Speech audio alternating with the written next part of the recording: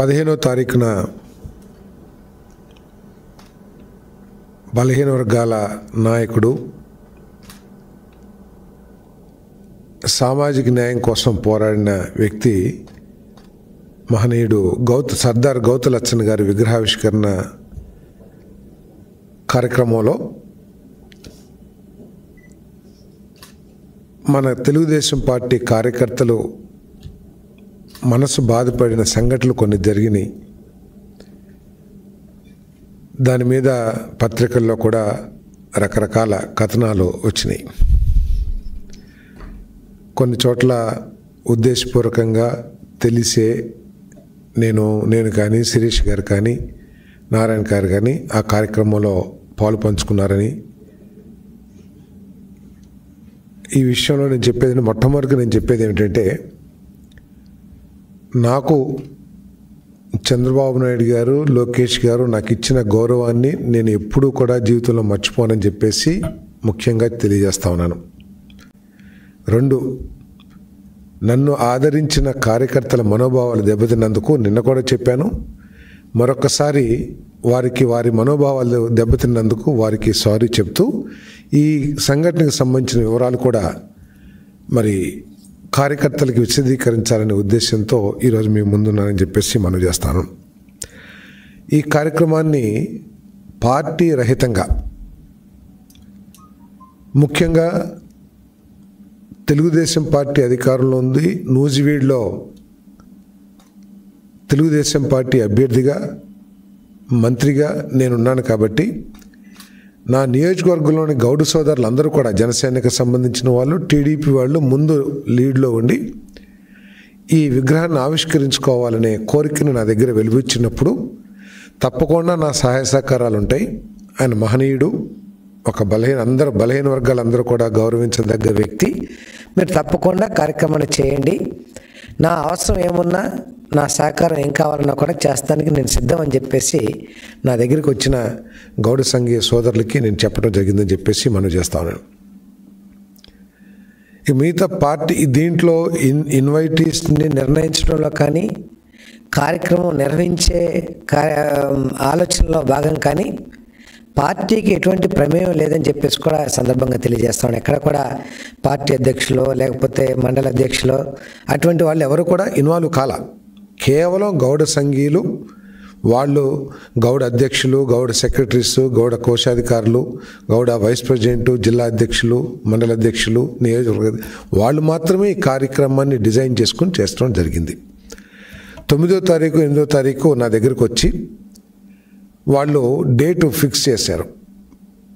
15వ తారీఖు 14 అనుకుంటున్నామంటే 14 కష్టంలే, 14 వేరే ప్రోగ్రాం ఉంది, 15వ తారీఖు పెట్టండి అని చెప్పేసి నేను చెప్పడం జరిగింది. ఉదయం 11 గంటలకి నాతో డేట్ తీసుకెళ్ళిన తర్వాత నాతో చర్చించిన ఇన్వైటీస్కి సంబంధించి ఈ ఇన్విటేషన్ని నా పిఏకి వాట్సాప్లో పంపించడం జరిగిందని చెప్పేసి మనవి చేస్తా ఉన్నా. నేను ఇది కూడా అడిగాను, ఇది కాకుండా ఇంకేమైనా పంపించారా ఇన్వైటీస్ గురించి అని చెప్పేసి నేను పిఏని అడిగితే ఇంకేం పంపించలేదు సార్. దాని కింద నేను కూడా చెక్ చేశాను, ఎందుకంటే వాస్తవాలు తెలుసుకోవాలి కాబట్టి. కేవలం ఇది ఇన్విటేషను ప్లస్ కింద నూజివీడ్ టౌన్లో గౌడ సంఘం ఆధ్వర్యంలో నిర్మాణం అవుతున్న గౌతులచ్చన్న గారి కాంస్య విగ్రహావిష్కరణ కార్యక్రమం డిసెంబర్ 15 ఆదివారం ఉదయం 11 గంటలకు సారథి గారు డేట్ ఫిక్స్ చేసి చెప్పారు, కావున షెడ్యూల్లో రాయించగలరని చెప్పేసి మా పిఏ కూడా పెట్టారు. ఇన్విటేషను ఎవరెవరు ఇన్వైటీస్ ఉన్నారని చెప్పేసి. సో తర్వాత వాళ్ళు ఏదైనా ఇన్విటేషన్ కొట్టిండొచ్చు. తర్వాత అందరికీ తెలిసిందే 9 తర్వాత బిజీగా అందరం కూడా బిజీగా ఉన్న కలెక్టర్స్ కాన్ఫరెన్స్ కానివ్వండి, లేకపోతే విజన్ 2047 కార్యక్రమం కానివ్వండి, వీటిల్లో బిజీగా ఉండి వారి ఇన్విటేషన్స్ని పూర్తిగా చదివే ప్రయత్నం కూడా నేను చేయలేదు. ఎందుకంటే నాకు తెలిసింది మెయిన్ వాళ్ళందరూ కూడా మన పార్టీకి సంబంధించిన వాళ్ళు ఉన్నారు, ఒక్కళ్ళే ఉన్నారు. ఇది కూడా అడిగాను, ఏంటి వైఎస్ఆర్సీపీ నాయకురాలని కూడా పిలుస్తున్నారా అని అడిగాను. సార్ వాళ్ళు రారులేండి, ఊరినే కాదు మా చైర్మన్ కదా అని చెప్పేసి వేసామని చెప్పేసి చెప్పారు. సరే, నేను అది సీరియస్గా తీసుకోలేదు. తర్వాత మళ్ళీ 15వ తారీఖున ఐఎన్పిఆర్ ప్రోగ్రాం ఉంటే ముఖ్యమంత్రి గారితో నేను 11 గంటలకు రాలేను, మీరు చేసేసేయండి, తర్వాత ఎప్పుడైనా వచ్చి లచ్చన్న గారి విగ్రహానికి పూలమాల వేసి నేను గౌరవించుకుంటాను అని చెప్తే, లేదు సారథి గారు, మీరు ఈ నియోజకవర్గ శాసనసభ్యులు, బలహీన వర్గానికి చెందిన సభ్యులు కాబట్టి మీకు సమయం పొడిగిస్తాం, మేము 3ంటికి 4ంటికి పెడతాము అంటే సరే అని కూడా చెప్పడం జరిగింది. సరే అని పోస్ట్పోన్ చేస్తున్నారు. ఆఖరికి ఐఎన్పిఆర్ ప్రోగ్రామే దాదాపు 1:30-2 దాకా అయితే నేను భోజనం చేసేసరికి 3 దాకా దాదాపు 3 అయిపోయింది. అయిపోతే ఆ కార్యక్రమానికి సరే తర్వాత వెళ్దాంలే అని చెప్పేసి నేను కొంచెం వెళ్ళొద్దని నిర్ణయం తీసుకున్న తర్వాత మన పెద్దలందరూ కూడా 1-2 సార్లు మేము వెయిట్ చేస్తున్నాము, శిరీష్ గారు నేను వెయిట్ చేస్తున్నాము అని చెప్పేసి నారాయణ గారు చెప్పడం కానీ, లేకపోతే మన కార్యకర్తలు చెప్పడం కానీ, అప్పటికప్పుడు బయలుదేరి వెళ్ళి నేను ఆ కార్యక్రమంలో పంచుకున్నాను. ఆ కార్యక్రమంలో ఆయన్ని సడన్గా చూసి నేను కూడా షాక్ గురయ్యానని చెప్పేసి నేను మనవి చేస్తాను. ఇది గౌడ సంఘానికి సంబంధించిన కార్యక్రమం కాబట్టి ఇలా చేయండి, అలా చేయండి, ఇలా ఎందుకు చేశారు అనే చెప్పటం కరెక్ట్ కాదేమో అని చెప్పేసి భావించాను. అది తప్పైతే నేను సారీ అని చెప్పేసి కూడా చెప్తాను నేను. సో ఇక్కడ ఆలోచించాల్సింది ఏమిటంటే వైఎస్ఆర్ కాంగ్రెస్ పార్టీ నాయకులు చాలా స్పష్టంగా ఉంది. ముఖ్య ఇన్వైటీస్ అందరూ కూడా తెలుగుదేశం పార్టీ నాయకులు. ఈ విధంగా ఇటువంటి కార్యక్రమాల్లో వచ్చి వారు కావాలంటే 11ంటికి ముందు ఫిక్స్ చేశారు కాబట్టి అప్పుడైనా వచ్చి వెళ్ళొచ్చు, లేదా తర్వాతైనా వచ్చి వెళ్ళొచ్చు. వీరందరికీ కూడా తెలిసిందే. ఇంతకుముందు లోకేష్ గారు మీటింగ్ పెడితే టెలికాన్ఫరెన్స్ ఏ విధంగా ఇంక్లూడ్ అయిపోయి ఇటువంటి చిల్లర చేష్టలన్నీ కూడా వారికి వెన్నతో పెట్టిన విద్య. తర్వాత నాకు జోగి రమేష్ గారికి వ్యక్తిగత బలమైన సంబంధాలు ఏమీ లేవని చెప్పేసి కూడా నేను చెప్తా ఉన్నాను. నేను అక్కడ మినిస్టర్గా వచ్చినప్పుడు కూడా నా మీద ఏ విధంగా స్క్రోల్ చేసింది, నా ఇన్వాల్వ్మెంట్ లేని విషయంలో ఏ విధంగా స్క్రోల్ చేసి నన్ను ఇబ్బంది పెట్టిన విషయాలు కూడా ఉన్నాయి. ఇవన్నీ కూడా అనవసరమైన సబ్జెక్ట్ అయినా కూడా నేను ఊరినే కార్యకర్తల కన్జంప్షన్ కోసం నేను తెలియజేస్తా ఉన్నాను. ఇది ఉద్దేశపూర్వకంగా జరిగింది కాదు.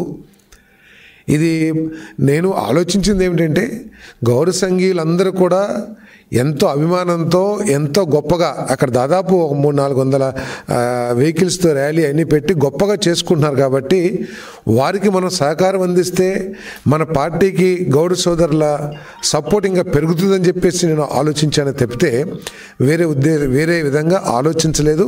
అది కాకుండా అక్కడ ఉన్న వారందరూ కూడా ఎక్కువగా తెలుగుదేశం పార్టీ విజయానికి నా విజయం కోసం కష్టపడ్డ వాళ్ళు ఎక్కువగా ఆర్గనైజేషన్లో ఉన్నారు కాబట్టి నేను మిగతా విషయాలు పెద్ద పట్టించుకోలేదని చెప్పేసి కూడా నేను మనవి చేస్తాను. నేను అక్కడ ఏదైనా చిన్న రప్చర్ చేసిన గౌడ సంఘీయులందరూ కూడా బాధపడి తర్వాత పార్టీకి ఏమన్నా తప్పుగా అన్వయిస్తారేమో నేను చేస్తేని.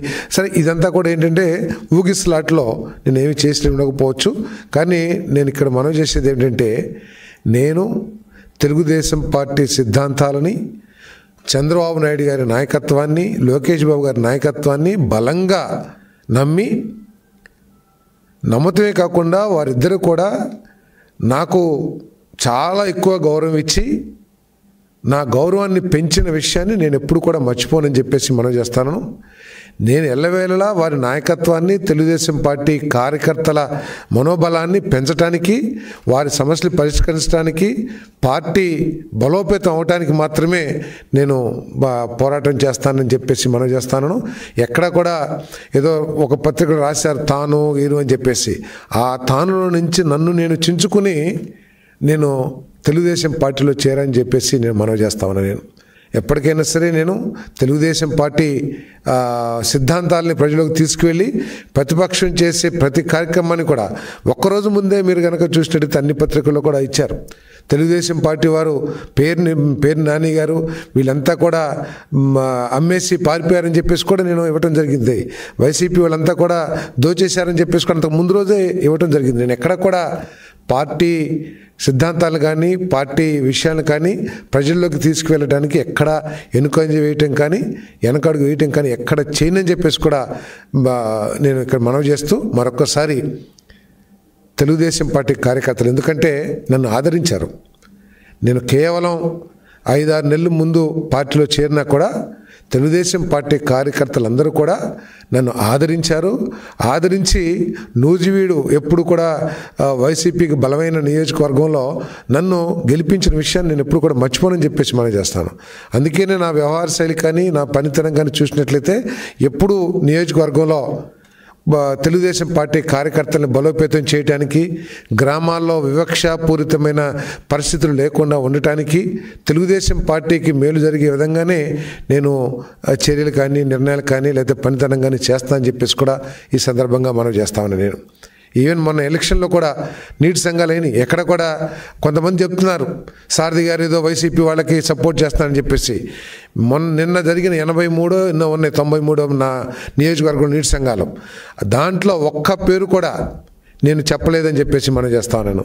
నేను అడిగింది ఒక్కటే, దీనికి రూల్ ఆఫ్ రిజర్వేషన్ లేదు, కానీ మన పార్టీ లైన్ 50% రిజర్వేషన్ సామాజిక న్యాయం చేయాలని ఉంది.